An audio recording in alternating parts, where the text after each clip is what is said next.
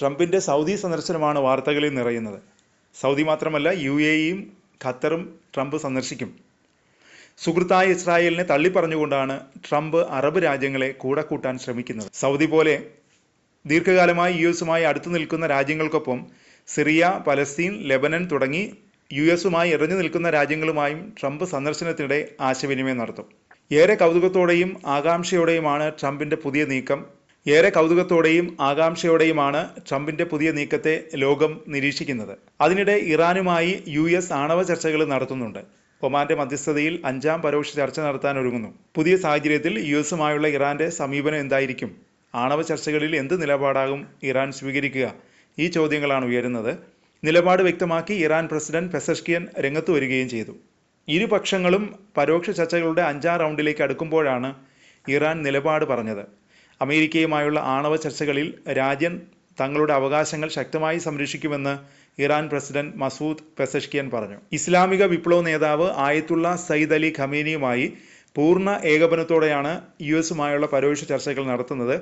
Parliament അംഗങ്ങളുമായുള്ള ഒരു കൂടിക്കാഴ്ചയിലാണ് പെസഷ്കിയൻ ഇക്കാര്യം വ്യക്തമാക്കിയത്. ചർച്ചകളിൽ ഇറാൻ അതിൻ്റെ നിലപാടുകളിൽ നിന്ന് പിന്നോട്ടു പോകില്ലെന്നും പെസഷ്കിയൻ വ്യക്തമാക്കി. ഇറാൻ പൗരന്മാരുടെ ദൈനംദിന ജീവിതവും അഭിവൃദ്ധിയും അമേരിക്കയുമായുള്ള ചർച്ചകളെ ആശ്രയിച്ചല്ലെന്നും അത്തരത്തിലൊരു വിധേയത്വവും തൻ്റെ സർക്കാർ അനുവദിക്കില്ലെന്നും പെസഷ്കിയൻ അറിയിച്ചു. 2018 JCPOA എന്ന അന്താരാഷ്ട്ര ആണവ കരാറിൽ നിന്ന് US പ്രസിഡന്റ് ഡൊണാൾഡ് ട്രംപ് പിന്മാറിയിരുന്നു. തുടർന്ന് ഇറാനെതിരെ US ഉപരോധങ്ങൾ ഏർപ്പെടുത്തുകയും ചെയ്തു. അതിനുശേഷമാണ് ഇപ്പോൾ ഈ ആണവ ചർച്ചകൾ നടക്കുന്നത്. നിയന്ത്രിത ആണവ പ്രവർത്തനങ്ങൾക്ക് പകരമായി ഇറാന് മേലുള്ള ഉപരോധങ്ങളിൽ ഇളവും US വാഗ്ദാനം ചെയ്തിട്ടുണ്ട്. ആദ്യ ഭരണകാലത്ത് ആണവ കരാറിലും ഇറാന്റെ സൈനിക വിദേശ നയങ്ങളിലും ട്രംപ് നിയന്ത്രണങ്ങൾ കൊണ്ടുവരുമെന്ന് പ്രതീക്ഷിച്ചിരുന്നു. എന്നാൽ അതിനുശേഷം ട്രംപ് അതിൽ നിന്നെല്ലാം പിന്മാറി. ശരിക്കും എന്താണ് ഇപ്പോൾ ട്രംപിൻ്റെ ലക്ഷ്യം എന്നാണ് ലോകം ഉറ്റുനോക്കുന്നത്. നിരീക്ഷകർ പറയുന്നത് ഇറാനിൽ പൂർണ്ണമായും ഇറാനിയം സമ്പുഷ്ടീകരണം നിർത്തലാക്കാനുള്ള സാധ്യതയെക്കുറിച്ചാവും ട്രംപ് ചിന്തിക്കുന്നതെന്നാണ്. എന്നാൽ ഇതിന് ഒരിക്കലും ഇറാൻ വഴങ്ങില്ല.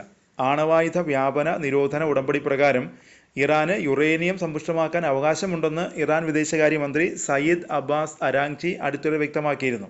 ഞായറാഴ്ച അരാങ്ചിയുടെ നേതൃത്വത്തിൽ ഇറാൻ സംഘവും പ്രസിഡന്റിന്റെ പ്രത്യേക ദൂതൻ സ്റ്റീവ് വിറ്റ്കോഫിന്റെ നേതൃത്വത്തിലുള്ള US പ്രതിനിധി സംഘവുമായി മസ്കറ്റിൽ 4ാം റൗണ്ട് ചർച്ചകൾ നടത്തി. ഇതുവരെ ചർച്ചകളെ പോസിറ്റീവാണെന്നും പുരോഗതിയുണ്ടെന്നുമാണ് ഇരു കക്ഷികളും വിശേഷിപ്പിക്കുന്നത്. എന്നാൽ ഇറാൻ അവരുടെ ചില ആണവ സൗകര്യങ്ങൾ പൊളിച്ചു മാറ്റണമെന്നും യുറേനിയം സമ്പുഷ്ടീകരണം നിർത്തണമെന്നും ഈ ആഴ്ച ആദ്യം ഒരു അമേരിക്കൻ മാധ്യമത്തോട് വിറ്റ്കോഫ് പറഞ്ഞത് വലിയ വിവാദമായിരുന്നു. വിറ്റ്കോഫിന്റെ ഈ വിവാദ പരാമർശങ്ങളുടെ കരിനിഴലിൽ നിൽക്കുമ്പോഴാണ് ചർച്ചകളുടെ അവസാന റൗണ്ട് നടക്കാനിരിക്കുന്നത്. ഇറാൻ US ബന്ധത്തിന്റെ ഭാവി നിർണ്ണയിക്കുന്നത് ഈ 5ാം വട്ട ചർച്ചയിലാണ്. അതിനിടയിൽ അസമയത്ത് US പ്രതിനിധി നടത്തിയ വിവാദ പ്രസ്താവന ചർച്ചയെ സ്വാധീനിക്കുമോ എന്നാണ് ലോകം ഉറ്റുനോക്കുന്നത്. അതിനിടെ പ്രതീക്ഷിച്ചതിലും അപ്പുറം വമ്പൻ പ്രഖ്യാപനങ്ങളാണ് സൗദിയിൽ നിന്ന് വരുന്നത്. പ്രസിഡന്റ് ട്രംപിന്റെ സന്ദർശനത്തിൽ സാമ്പത്തിക പ്രതിരോധ കരാറുകളിൽ US-ഉം സൗദിയും ഒപ്പുവെച്ചു. $142 ബില്യൺ പ്രതിരോധ കരാറാണ് ഇരു രാജ്യങ്ങളും ഒപ്പുവെച്ചത്. ചരിത്രത്തിലെ ഏറ്റവും വലിയ കരാർ എന്നാണ് വൈറ്റ് ഹൗസ് ഇതിനെ വിശേഷിപ്പിച്ചത്.